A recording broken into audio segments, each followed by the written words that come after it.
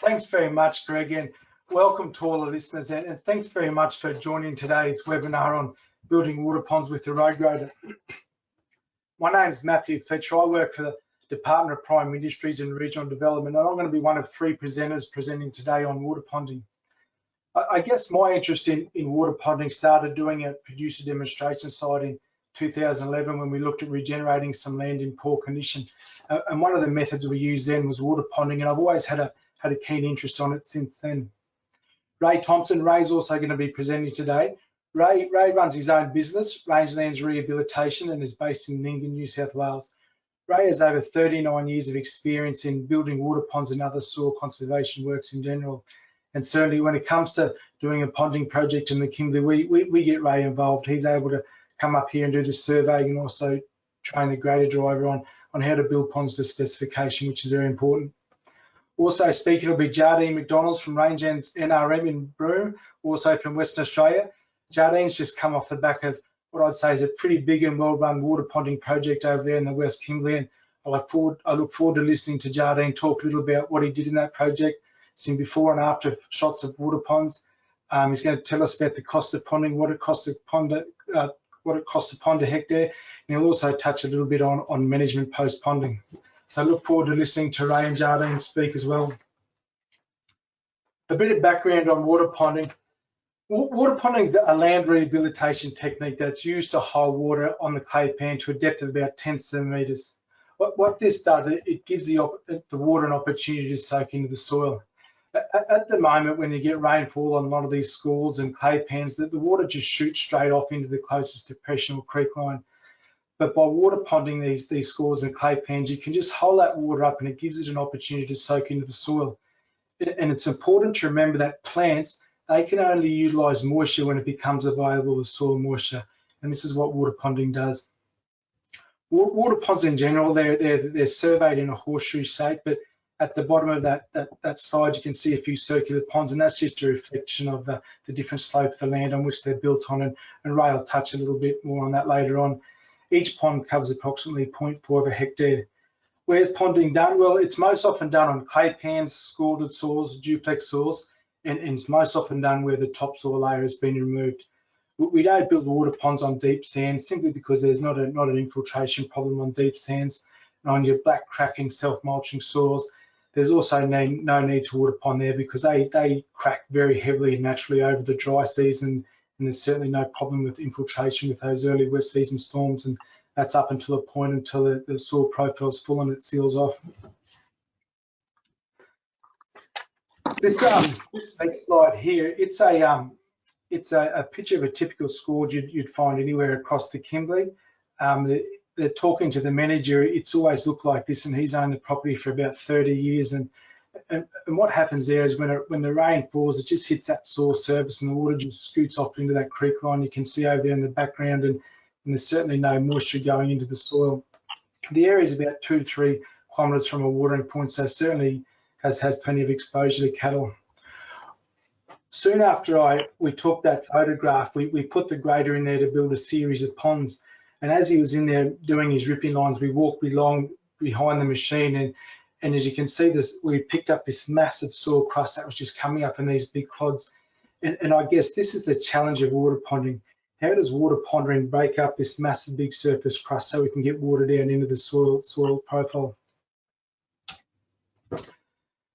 This photo here, it's often included just to remind us of how much topsoil has been lost in some places. And when we're water ponding, we're certainly not working with the topsoil or the A horizon. We're ponding generally with the B horizon because all the A horizon's been washed away, and this can lead to many challenges such as working with sodic and dispersive soils.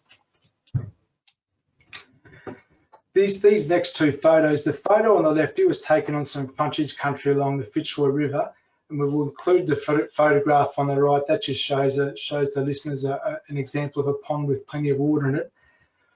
What happens is in a pond is when the water's sitting on top of it, it slowly soaks down into the soil, and as it soaks down into the soil, it causes the soil to swell, and then as the pond dries up, the soil will start to shrink and crack. And it's this motion of the pond and the soil going between the swelling when the soil is moisture and then when the pond dries out, it shrinks and cracks. And it's this motion between the shrinking and the swelling action that water ponding actually uses to break up those thick crusts. So we saw that thick crust a couple of sides ago, and it's that motion of the shrink and swell action of your clay soils that water ponding actually uses to break up those thick crusts on top of the soil. These next photos here are some soil surface photos, mainly looking at the cracking of the soil. The photograph in the top left-hand corner there, it was taken 6 months after the pond was built. So in between the pond being built and the photo taken, it had a couple of wetting and drying episodes, and you can see the surface crust there about the size of a 50-20 cent coin and some little cracks in between. The photograph in the bottom left-hand corner, it was taken 12 months after the pond was built. So you can certainly see some big differences there. It's two of the main differences that stand out to me is a significant increase in the size of the cracks and also the increase in organic matter. So I can certainly see a lot of seeds there and some other stuff that's blown in. But if you look carefully in the bottom left and right hand corners, you can see some green shoots, and it's just starting to indicate to me that things are starting to happen. We're starting to get some soil moisture down into the profile, and once you get that done, the plants can start utilising it. The photograph over on the right, it was taken 5 years after the pond had been built, and obviously it's had a number of wetting and drying events causing the soil to shrink and swell. And a couple of things that really stand out to me looking at this photo is the massive cracking that's happening. So you've got this big crack up through the center here, another one, big one over here on the left. So that's one that really stands out. What also stands out is the significant increase in ground cover and the grasses growing here. That's curly windmill grass and Mitchell grass. So it's really good to see these grasses come into the system. When you look at the system beforehand, there's absolutely no feed available to looking at what's there now. It's a really good sign. It's important to remember when ponding, it's just not a build your pond and forget. Doing a job properly is getting your surveying done right, building your pond specification. But we've also got to remember you've got to have good stock control. Cattle really like to preferentially graze these ponded areas, so you've got to have good stock control, and in some cases fencing may be required. Some other good management techniques is aligning stock numbers with available feed, as well as plenty of spelling and rest to give these plants an opportunity to seed and put some energy back down into their roots. When we started looking at water ponding, we looked at a range of other methods to rehabilitate land in poor condition, and two of the ones we looked quite a bit at is in the top right hand corner you have what we call an agro plough or an opposed disc plough, and in the bottom right hand corner we've got our crocodile plough, and we use these quite a bit. And the photograph we've got on the left there, in the middle of that photograph you can see these little scallops out of the soil. They were made by the crocodile plough here. Now we did many hectares with this crocodile plough and just didn't have any success in regeneration on this soil type and the climate. We didn't have much more either with the agro plough or the opposed disc plough. As you can see, we've got a couple of small ponds put in here. When we built these ponds, we built them to pond about 5 or 6 centimeters of water, and that was still too much because as you can see here, this pond here, it's been broken out, and that broke out in the first wet season. This photo here was taken, the ponding and the crocodile plough and the disc plough work, that was done in November, had a pretty good wet season. This photo was taken in March, and certainly you can't see much improvement at all. So we've kind of written these two methods off, although they might be suitable in other circumstances. But for regeneration in the Kimberley on this flatter country, we certainly focus on water ponding now, especially with the big machines. So we've also done quite a bit of work on what type of machine should we use when it comes to water ponding. But we did a bit of a comparison or a demonstration between using a 12H grader versus 16G grader. And ever since that demonstration, we've never used anything but the large, powerful 16G machine, simply because they're big, they're powerful, they build a bank quickly, efficiently, and they always build them to specification in the right hands. You can see Ray standing on a pretty well built bank there. He's got the staff out, and just a few key things we're looking for in a bank is a minimum base diameter width of 2 meters, and that bank's well over the 600 high, which you're looking for in the top of your bank. If we have a look down now to the bottom right hand corner of the slide, you can see a cross section of two banks. One's built to and the other one's not built to specification. You can see that bank on the left. See, it's got a nice dome top. It's got plenty of meat in the sides and a nice big wide base. And then you cast your eyes over and have a look at the bank that's not built to specification. It's got a very big peaky top there. There's not much meat in the sides of them, and certainly a much smaller base. These types of banks, you know, after the first wet season, it'll probably slump to about 50% of its original height. And then you compound that with some, you know, some wave action from which happens within the pond, and then some stock trampling over that bank. These banks not built to specification get found out pretty quickly in a big rainfall event, and obviously breach, blow out, and then they're basically useless. It costs approximately $225 to water pond a hectare, and certainly our recommendation is there's some ways to do it efficiently, is to get the big machines in there and ensure the banks are built to specification. You can get up to 20 years out of some banks that are well built in the right soil type. But when it comes to running a water ponding project, there's 4 main steps. There's your planning, surveying, building, and management post-construction. Regarding step number 3, we've just put a video together on building water ponds with a road grader, and one of the reasons we put that video together was for the previous 3 times we've had Ray up here water ponding. Ray's had to train the grader driver each time on how to build a water pond, and this is not a problem. It's good to have that information exchange and talking discussion that, but one of the problems is it's good for the grader driver to be able to see what he's going to get himself and his machine into before he's starting a water ponding project. So we really wanted to get this video out there so that people can be more aware of what's involved in a water ponding project. And also, Ray will often finish the surveying, you know, a couple of weeks or a couple of months before the contractor's finished building the ponds. And when Ray's left to go back to Nyngan, the contractor will have that resource there just to keep referring back to and keep him on the straight and narrow when it comes to building ponds to specification. That's about it for me now. I'm going to hand over to Ray. He's going to talk a little bit about surveying and a lot more about building. So I'll pass over to you now, Ray. Thanks, Matt. Welcome, everyone. I'm just going to touch a little bit on the laser survey gear that we're using to lay out the water ponds. And you can see here we've got a elevating head, a transmitter on top, and it just sends a beam across to our mast. And inside the cab, we get a reading down meters, centimetres and millimetres as we're driving around the clay pan.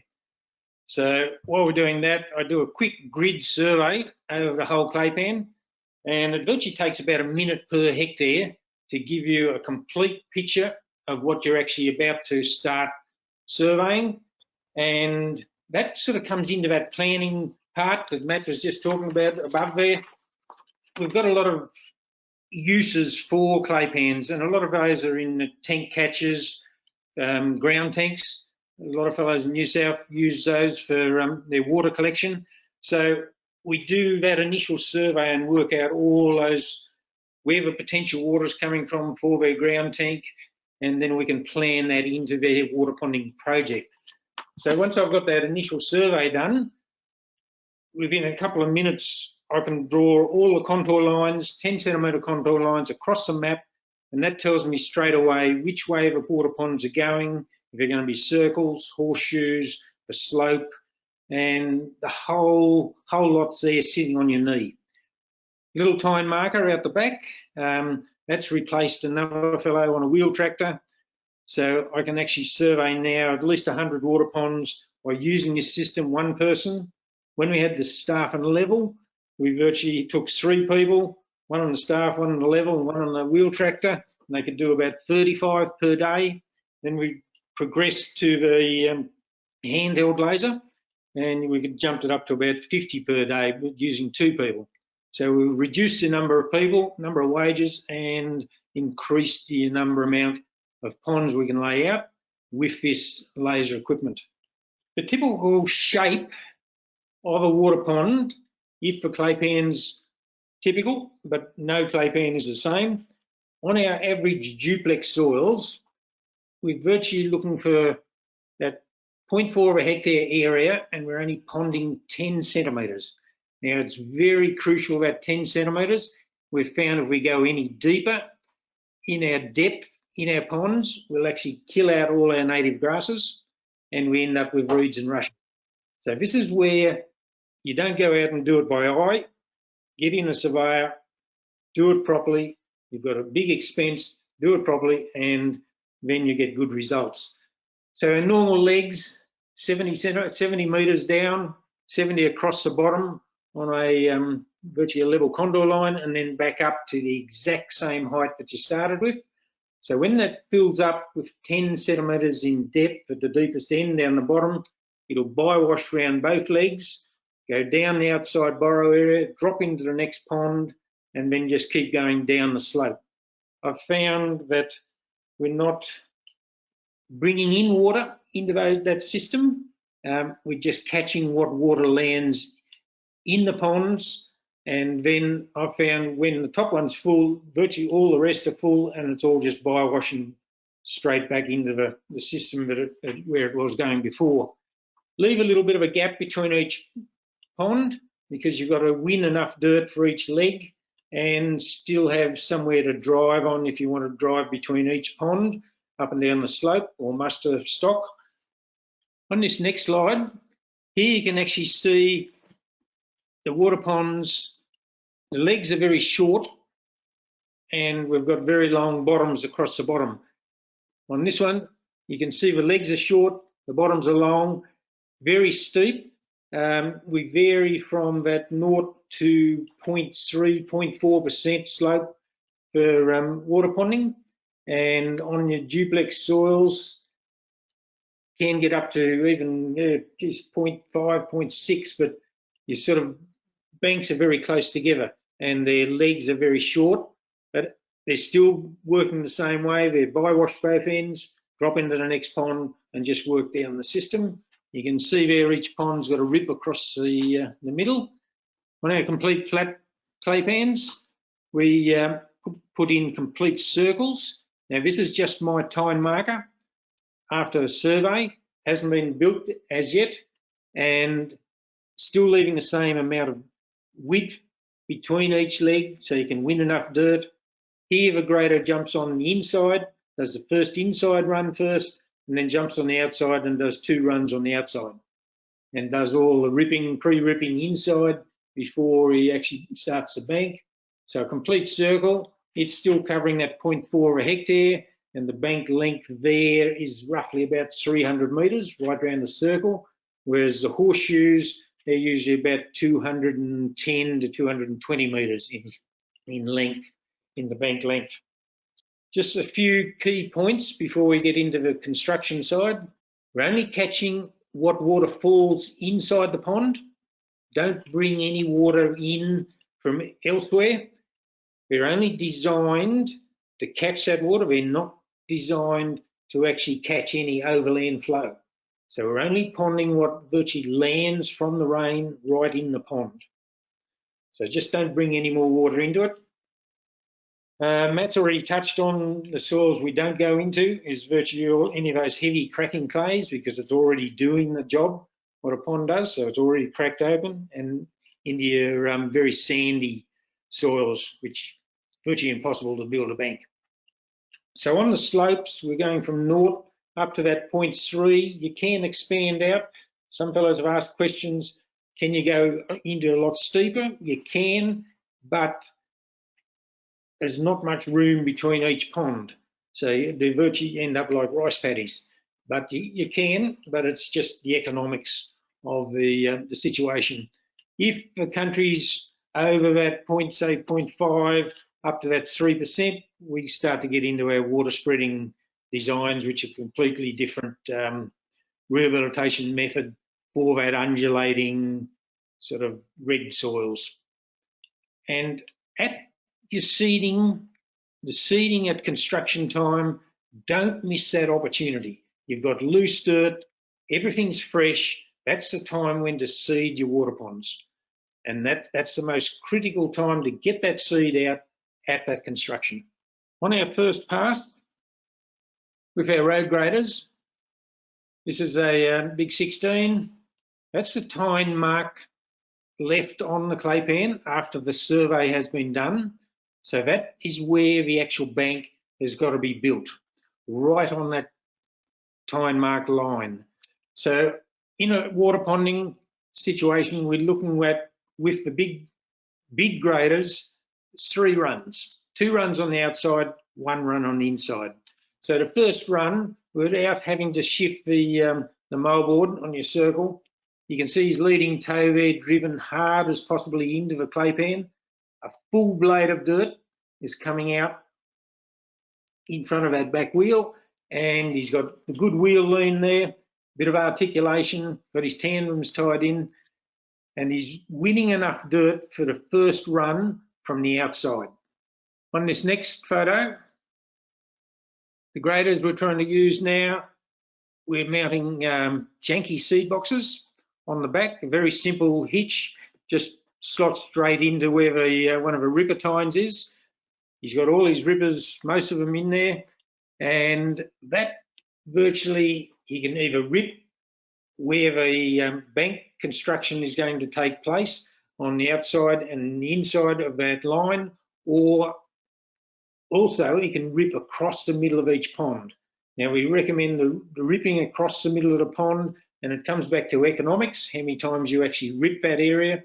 But usually just that 2 metre width rip, seed at the same time with all these seed boxes. You can see there the one on the left hand side, it's for seeding the middle of the whole rip area, and the one on the right hand side, that's for seeding the inside batter of the actual bank when he's doing the inside pass. And there's a little windscreen motor there that just drives the machine, the Janky seed boxes, and a little blower just to drift that seed across onto the bank. So this next slide, it shows the ripping across the pond. So this is doing that first rip. You can see a bit of seed dribbling out there, out of that middle one. What this middle rip line does, it establishes a perennial bush or a perennial grass back across the middle of each water pond, and that gives an instant seed source area once it just germinates and establishes. Plus it holds the water up the top end of the water pond a lot better. Just that boil out will hold just a skim of water, probably only, well, at the depth of where that rip line is 5 centimetres in your pond. And so it's just holding that water up the top end just a little bit longer, just to create that crusting shrink swell to bust that crust open. And that just gets everything established and getting that extra seed source instead of just relying on the wind-blown seed from your country around your clay pan soils. This just speeds the process up. So we're looking at 5 average years without any seed to get vegetation from, say, nil ground cover up to 85 to 90% ground cover. Now we can speed that up a little bit by just adding some perennial bush, perennial grass at the time of construction. We can reduce that by a couple of years, plus it gets what was native in that country back into that country, because now a lot of that seed source area, it's gone, it's not there. So this next slide shows the construction on the first pass on the outside. So he's coming around on the outside. So the amount of dirt he's achieving with 1 pass, and that's your first outside pass, that was about the amount of dirt we used to use back in the mid-80s, early 80s, and virtually at that stage we thought we had it made. But we found 90% of those banks just tunneled underneath because of the dispersible soils, so we had to go bigger and wider. So Matt was talking about 2 metres base width, 60 centimetres high. That's the criteria you've got to look at for a water ponding bank to pond 10 centimetres of water. On this next slide is our second pass. So this is our first pass on the inside of a bank. First and only pass that we do on the inside of a bank. You can see the wheel lean on the grader there, the leading toe tucked in behind that right-hand front wheel, blades hard in, getting a full bank, full dirt on the blade, and he's actually building into the side of the bank not pushing the bank, not creeping the bank across. He just builds onto the side of it, that gets extra width and still gets a cone on top. So then there's another one run on the outside to finish the bank off to get the right width and height. So there's a little bit of articulation going on there, a little bit of, you've got the tandems locked in, and the seed boxes, you'd have those turned on, and this is when you seed the actual inside batter of the bank. This next slide will actually be a running slide.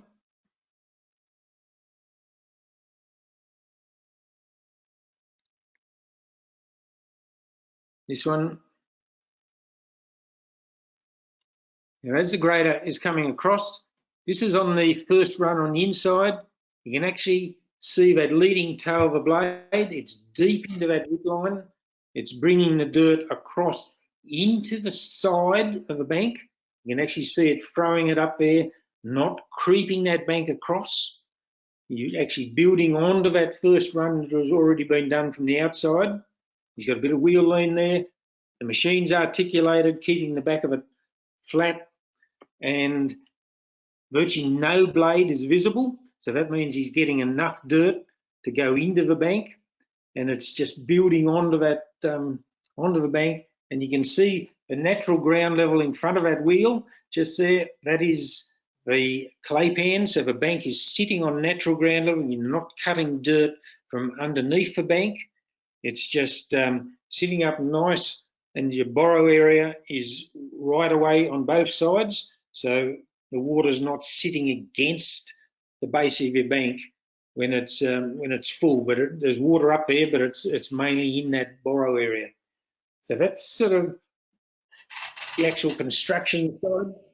So this next slide, this is doing that inside pass. You can see that the Janky seed box there, it's turning, and it's taking the seed across onto the high watermark of the inside batter of the bank.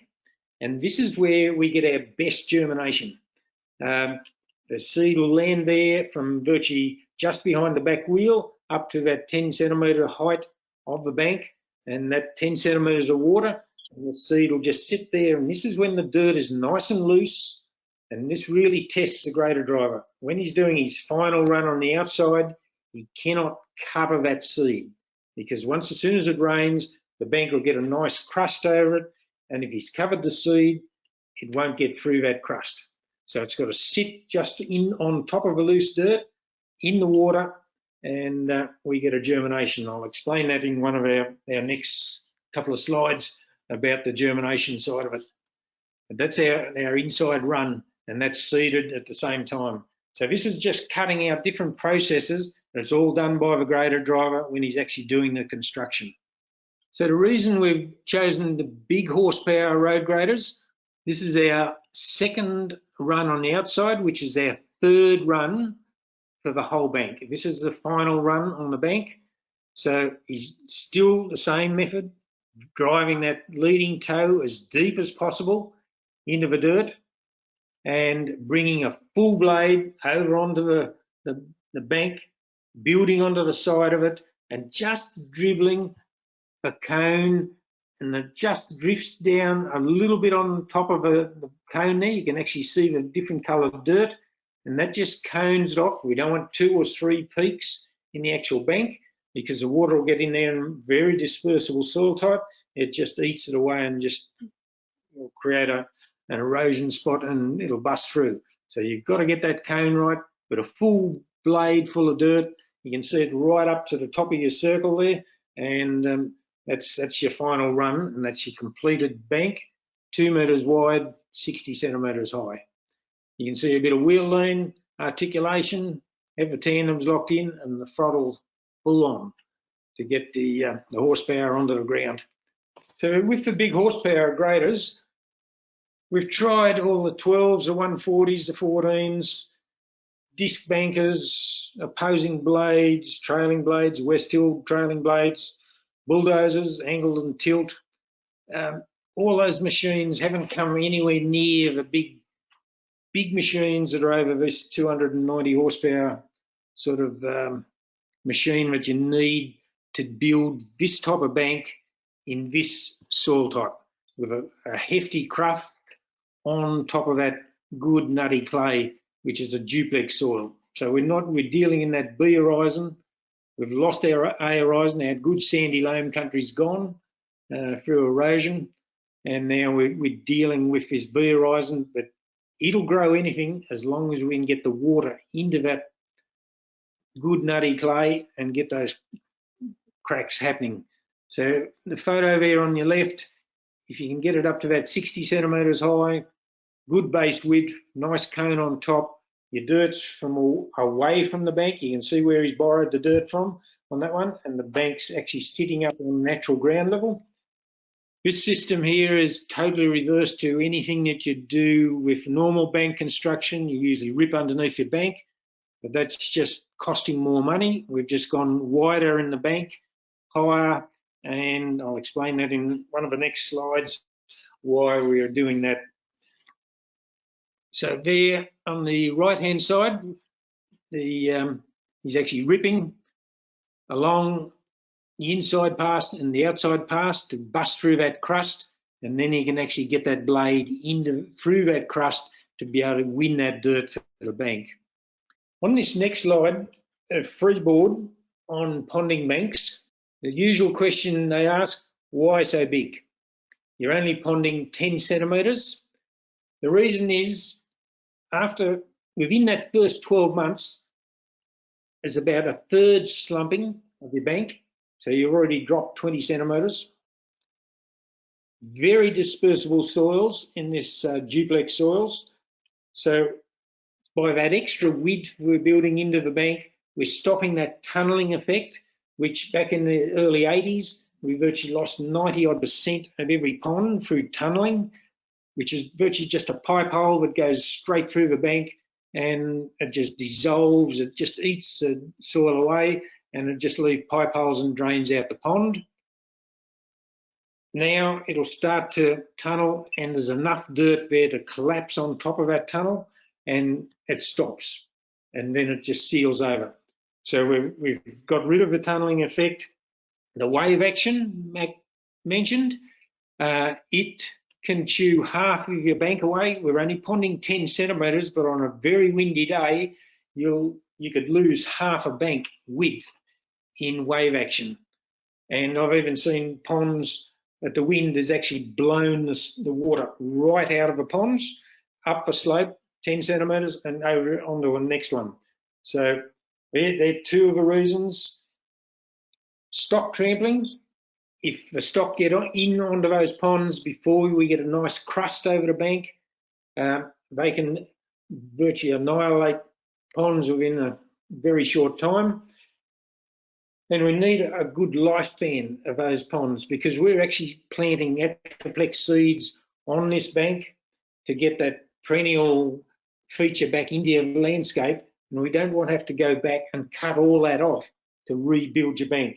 So we're looking at build them once, don't touch them again, and if you can get that nice cone, get that high water mark just where it is there, 10 centimetres, you can actually see they're just native creeping saltbush starting to come up along that high water mark on that photo, and that's your completed result after your first rain. So just touching on what we're planting inside these water ponds, and check with your local NRM groups what's available in your area and what you're allowed to plant. But we're planting old man saltbush, which is one of your Atriplex species, and Mitchell grass on that high water mark, and you can see the photo on your left-hand side, right from virtually ground level up at 10 centimetres, we've got a germination of old man saltbush, and now it's got its own inhibitor for the semi-arid and arid rangelands. It needs 16-degree ground temperature, 100 mil of rain, 2 weeks of cloudy weather, another 25 mils of rain, and we might get 3% germination. Now, that's built into the actual seed, but by putting it in the water pond, we're mimicking all those factors. We're getting that right ground temperature. We're ponding 10 centimetres of water, which is ideal to leach the salt out of that brack of that seed. And then we're getting germination. It's nice loose dirt where you actually sprayed the seed onto the bank, and you've got moisture there that'll sit in that borrow area, just in underneath the bank there, and it gets a start, and it won't sort of peter out. You plant it straight out on an ordinary clay pan, not ponded, you might get a germination, but there's no moisture there to carry it on. But inside that batter, you've got moisture there, and away it'll go. So we'll still get that 3%. The slide on your top right-hand corner, that's the rip line going across the middle. That's after about 100 mil of rain. He's got good germination, scattered plants along there. The bank, it had germination coming up, and there's a few other annuals starting to land and starting to grow. The next middle slide, that's 1 year after that other photo is taken. The bushes are already up about 1 metre high along the bank. They're growing extremely well. A lot of annuals in between, and then 2 years down the track, he's got them up. The actual bushes are seeding, so you're getting seed back into your landscape. Excellent growth along the banks. The rip line, same photo, same spot, same trees in the background.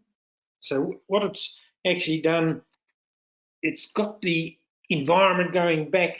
It's starting to function again, not like a normal clay pan, which it rains, it just runs straight off, getting nothing into that subsoil. So the ponds have done that.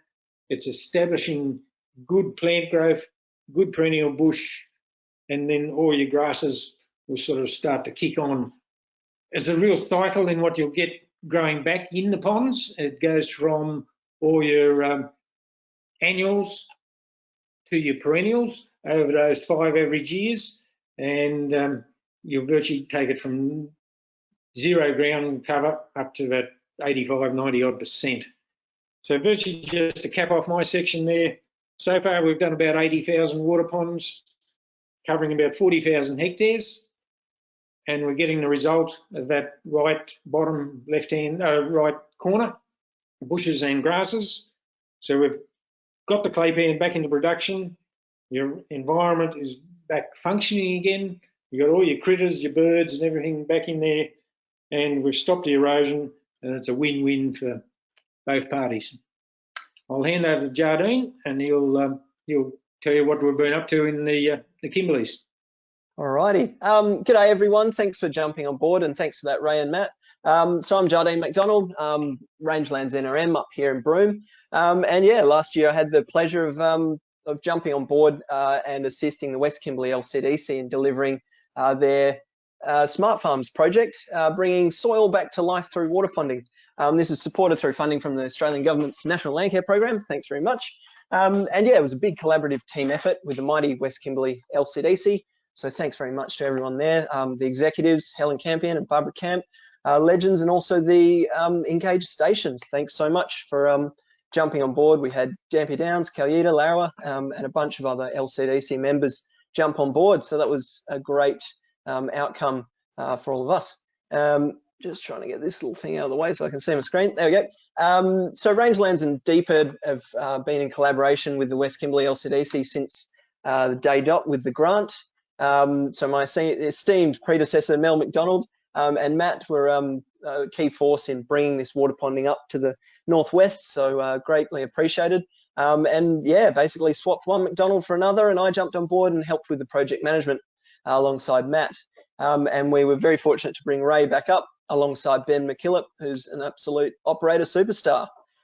Just as a little background, so Land Conservation District Committee, the LCDC, that's a statutory committee appointed under the Commissioner of Soil and Land Conservation over here in WA, and it's formed under the Soil and Land Conservation Act, 1945 for those playing at home. So yeah, it's basically a voluntary producer group consisting of partial members up here, and the main functions to kind of promote sustainable land management practices and also undertake soil conservation projects such as this, preventing, remediating and mitigating land degradation. So yeah, claypan scalds are right in our sights. I'll just make sure I can, way too much. So what did we actually get up to? What we did, but first and foremost, what we aim to do, we aim to produce, to undertake some professional water ponding demonstration work with stations up here in the West Kimberley. Just get on the ground, do some work and have a bit of a crack.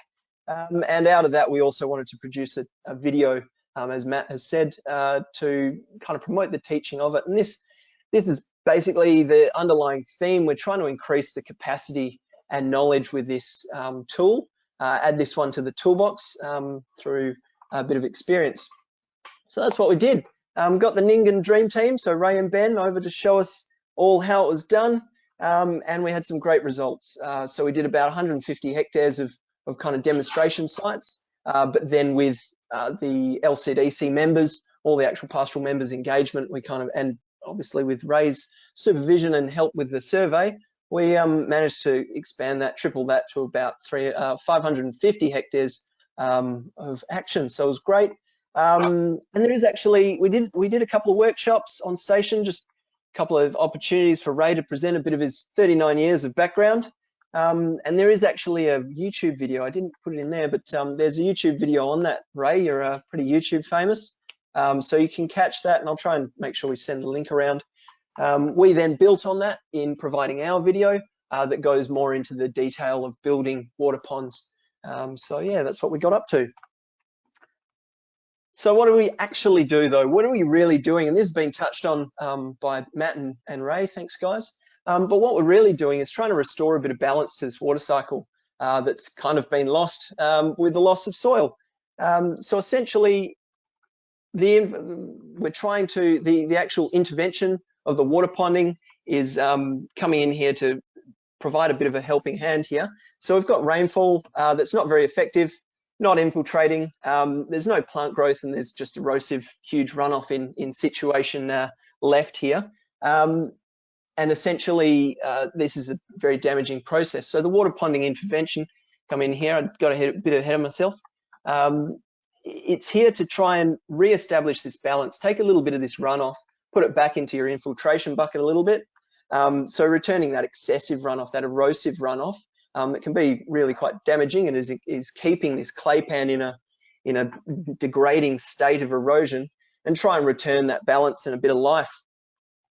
So key thing to keep in mind is that this intervention, this bank, is actually just a kickstart to try and really get that degrading process out of that nasty erosional cycle, and try to put it into an accumulating process of plant growth and life. For the regen fans, there's a little bit of mimicry, I think, in trying to re-establish that soil water holding capacity there. And essentially you're rebuilding, you're building on two of the key factors there, limiting the primary productivity in situation A over here with the erosive claypan. You don't have any air as well as water in this system. So that interaction of ponding more water, getting the clays to shrink, swell, break open, it's going to reintroduce some air, and that of course reintroduces water and helps that biology grow. Interestingly, I think that's why it works more on the clay soils and isn't really as effective in a technique on sandy, deep sandy soils, simply because it's not really going to have that shrink, swell, clay interaction to really break open the crust and break open those whole clay pans. So just a thought there. Sorry guys, I'm throwing that one in randomly, but yeah, essentially we're trying to help that bust out of that erosional cycle. Something to note here is that runoff is still happening. We've still got a runoff cycle here. We're trying to work towards a good natural cycle of water here. The clay pans, the water ponds are open, as Ray touched on there. And once you get to about 10 centimeters of water ponded in this horseshoe, for example, it will bi-wash out and add back into the natural cycle, but definitely slowing the flow there and trying to reduce the erosivity of that water as well. Another thing to be aware of is that these structures aren't permanent. It's not a permanent structure. It's there to try and kickstart this system, get it back into this process of rehabilitating the land and regrowing the soil. And once it's there, you'll have soil that can manage its own rainfall, and hopefully you won't need that intervention. So yeah, but it obviously also needs some other tools integrated with it. Oh, sorry, I jumped ahead there. One key thing here, this is actually a little bit of a teaser of a before and after that I just busted open. But this tree over here in the top left, I'm not sure, hopefully you can see my cursor. That's actually this same tree over here. We're about a footy kick further away. And this pond is actually probably the pond with the best response we saw at one of the stations out at Dampier Downs, and that's just this area over here.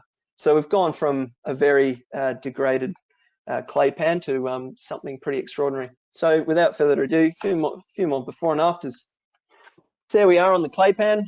This is taken in October on the left, where we got cracking, and then on the right end of February, where we had seen about median rain over that period, about 350 mils, along with a fantastic response.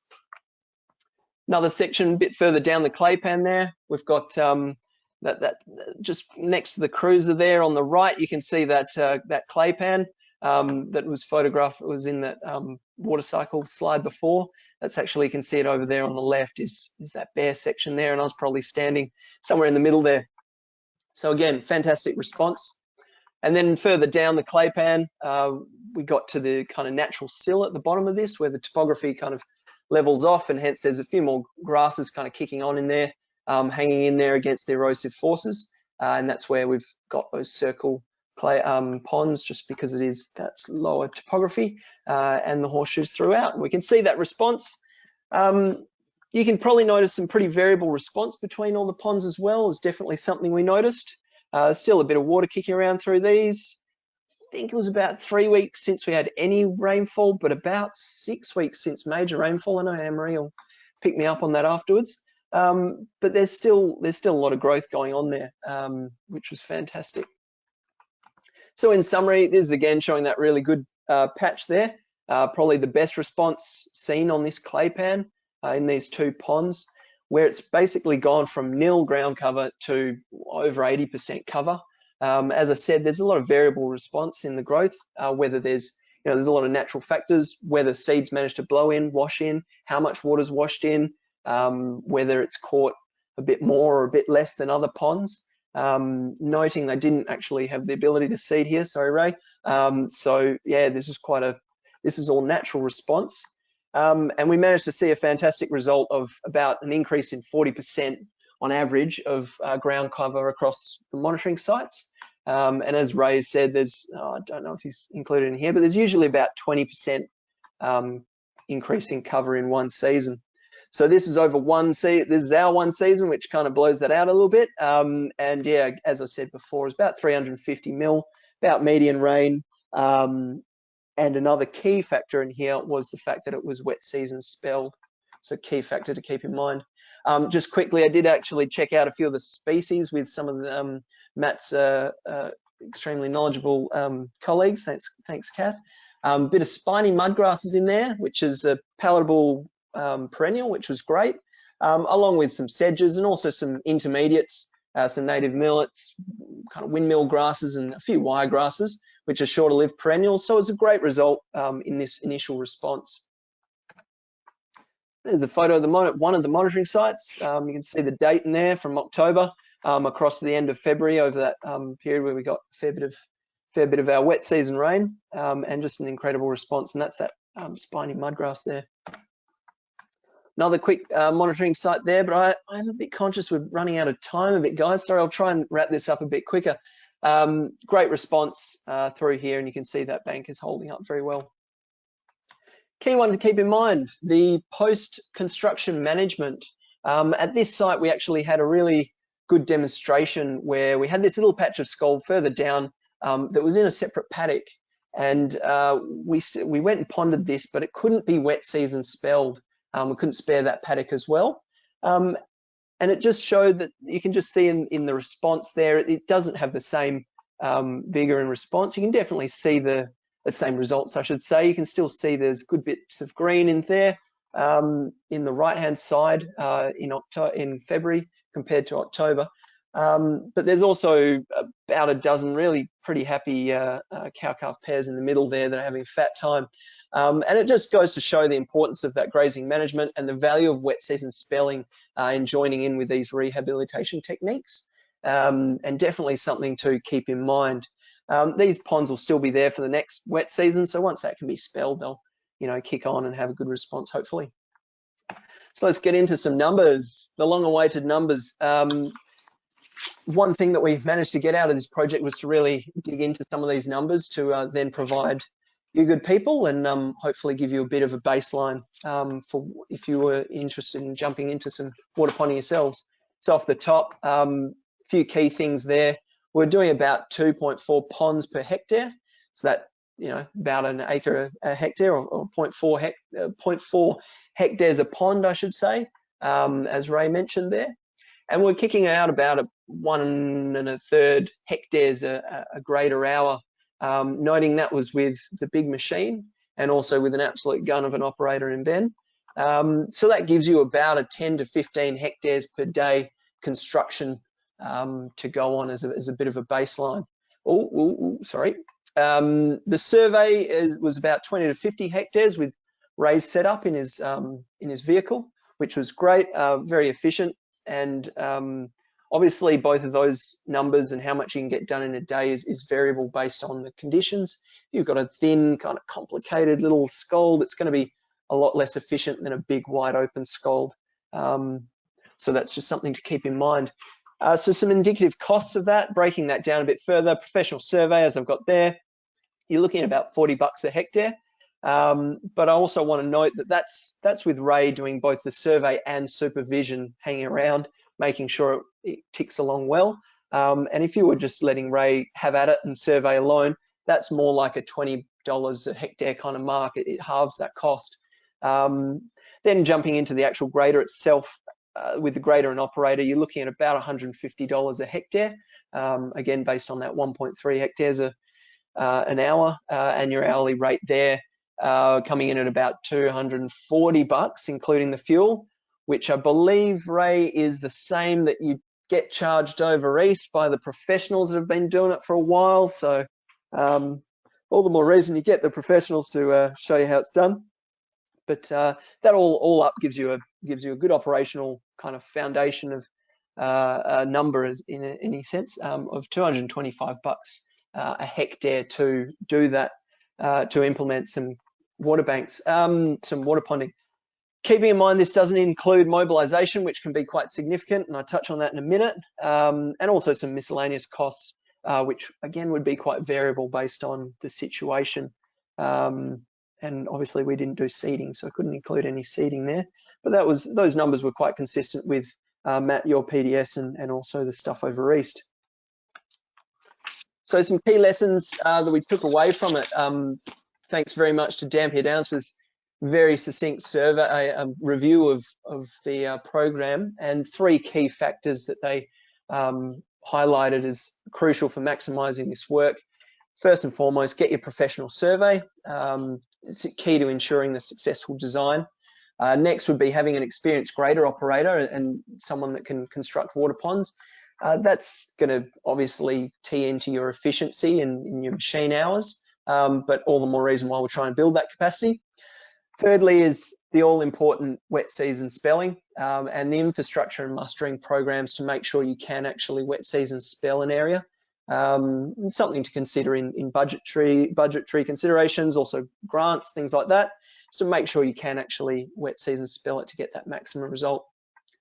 Some of the challenges that we came across, mobilisation is quite big cost with big machinery, so something to keep in mind, and potentially highly recommend pooling work. We went across multiple stations, which was great to spread that cost essentially by each area that you went to. Another one being that big machinery, it can and will break, and there's always going to be wear and tear, but more so this is quite heavy on a grader, so you definitely want to make sure you are prepared for that premium for a water ponding contractor. something noted there. Another thing that we were thinking about was potentially using a dozer instead of a grader for some of the ripping. We're really fortunate to have some of the LCDC members jump on board using their graders alongside, and that's awesome to have a second machine in tandem. But potentially, if you can get a dozer doing that, would probably give you a really effective, nice deep rip to just minimize the wear on the grader and maximize the kind of available material there. Lastly, we've got a bit of an issue over here with seeding. Native seed in the rangelands is quite hard to come across, so that's something that we need to work on and something that we're aware of at Rangelands NRM as well. So moving forward, we want to take a bit of feedback, so please check out our video. It's on the Rangelands NRM and also the Future Beef YouTube channels to check out our video, and would really appreciate any feedback on that. The West Kimberley LCDC is also working on another little video on survey that we filmed with Ray. A bit more information on that, a little bit more into that, and all coming back to that key factor that we're quite conscious of, is that there is quite a lack of capacity, and we really need to train up more people. Want to get more of you experienced and knowledgeable in this area, just as another tool in the rehydration package. There's also options that would be really keen to have a look at with new tech, whether it's drones or other kind of surveying equipment. And finally, looking at pasture species that might be able to help with the regeneration process. All right, well, that brings me to the end of my section. I hope you've enjoyed those results, and just a few thank yous. A massive thank you, obviously, to the West Kimberley LCDC. Thanks very much for all the participating stations. It was fantastic to work with you all. Dampier Downs, Kalyetta, Larrawah, all the other LCDC members that jumped on board. Helen Campion and Barbara Camp, our execs, you were fantastic to work with. And also the Brockers, Kevin, Wendy and Stephen out at Larrawah for all the support in the video, starring in our video. Ray and Julie for coming out all the way from Nyngan. Ben as well, Ben McKillop, expert grader operator and superstar all round on camera as well, as you'll see. And also quickly to Mel McDonald, my predecessor at Rangelands, who along with Matt Fletcher were critical to getting this up and running, and there with West Kimberley LCDC from day dot. And also you, Matt, for pushing with this video. It's a great result. Also thanks to the National Landcare Program again funding this project, and thanks also Future Beef and Beef Central for having us on board today. So thanks very much, and thanks to all of you for jumping on board.